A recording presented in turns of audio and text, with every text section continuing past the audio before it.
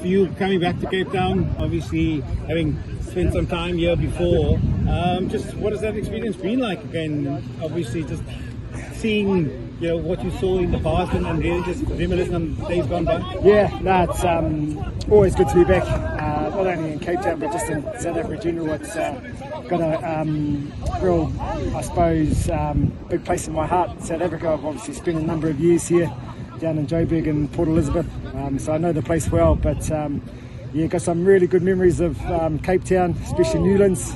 We've got some pretty crazy fans here, as not only the All Blacks but the Blues as well. So really enjoy coming back here. The weather's been good apart from this morning, but just here with some old faces and having a bit of a run around and some fun is just awesome. And talking about the run out here, it's obviously for a bigger cause in terms of just sponsorships towards young players wanting to play whichever sport they want to do. Important for you, along with some of the other former players, to be able to give back and show you encouragement for that? Well, exactly. You hit the nail on the head, and it's just about giving back, isn't it? We've had our time, we've had our glory, and now we get the opportunity to, I suppose, be part of giving something back to these young teenagers, males, females, to help share in their aspirations to be professionals as sportsters. So any opportunity that we get to be able to share in moments like these, it's very satisfying. So just happy to be here. And yeah, I just think for us as old has-beens now, it doesn't only give us a good excuse to connect with guys we haven't seen in years, but like you said, just for a good cause and helping those that are now got aspirations to take their sport further. And speaking about sport and rugby in general, just in terms of, it's been a few years now since Super Rugby involved the South African teams as well. For you personally, have you felt that there's been an impact in the Southern Hemisphere of Super Rugby with that competition in South Africa no longer being part of it? Oh, definitely. I think the Southern Hemisphere has impacted on that, and not only in New Zealand alone, but Australia as well. I think we know the history between New Zealand and the Springboks, so we definitely miss them in our competition, especially Super Rugby. And I think that's shown in some way, and I think definitely off the pitch, just made it crowds, not having the Springboks involved, the Sharks, the Stormers, the Lions. It's been a good loss to New Zealand Rugby and to the New Zealand public. They're our old folk. When we come together, just that competitiveness and that edge, that's sort of been missing over the sort of past 6-7 years, and that history, and we obviously get it when we get the Tri-Nations, but apart from that, it's been a huge loss to New Zealand Rugby. And he recently completed their series against France, resounding 3-0 win in the end. What's just your overall impressions based off last year? Definite improvement in the All Blacks. World Rugby needs a strong All Black team, compared to what we maybe have seen in recent years. Yeah, totally. And I think for New Zealand, it's good. It's a confidence booster for them. A few ups and downs last year. But you probably would have expected them to go 3-0 up, considering that the side that the French brought along. And I honestly got to say credit to the French. No one probably expected them to show up like they did. So credit to them. But I think for the All Blacks, just moving forward, I think it was crucial for them just to build that confidence, build combinations, and I think they've done that to a certain extent. But by all means, I think the hard work's still to come.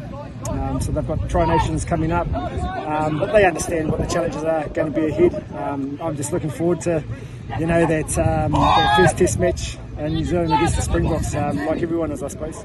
And speaking of that, massive this year, 2 Test matches in New Zealand, Springboks versus the All Blacks. Like you mentioned previously, it's massive. That rivalry is strong. It's still evident, that relationship that these teams have and enjoy against each other. How massive is it going to be for New Zealand Rugby to have the Springboks there for those 2 Test matches? Oh, it's huge. It's huge for the country. We know that the Springboks are world champions. We know that they're number one, and they're there for a reason.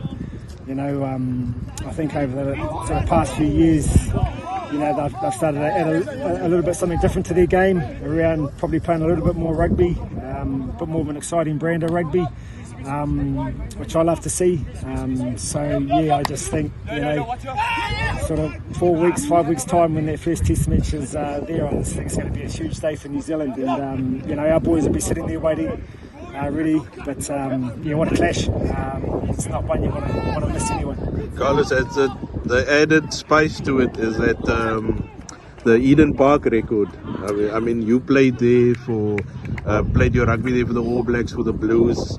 Just how intimidating is Eden Park for the visiting teams, and do you think that record is in jeopardy this year? I don't think it's intimidating. I think it's just the history of Eden Park. Obviously, it comes with that history of not losing a test match there, so I think teams think on that. But I think it's just, when you look at where South Africa are at the moment, I think if there's a team that is going to break that record and break that history, it's probably going to be them. So who knows, fingers crossed that it doesn't happen, but yeah, if there is going to be a team, it's probably the Springbok team, and it could happen this year, so we'll just have to wait and see. Just one more from me. We've seen the Tony Brown effect on the Springboks. As someone who's been to know him very well, potentially I've also played with him and those types of things, but is it from you, from the outside looking in, clear and evident what he's been able to bring to the Springbok team at the moment? Yeah, I think so. I think there's little bits of Tony Brown in there. He's got a smart brain. He's a smart footballer.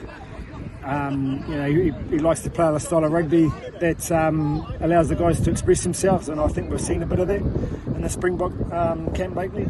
So I think he's definitely brought that to the Springboks. We know that the Springboks are physical. They know they love a kicking game, and they're pretty good at that. But now they've just got a little bit of something different around their ambition and willingness to have a crack and back their skill set, which is really exciting to see.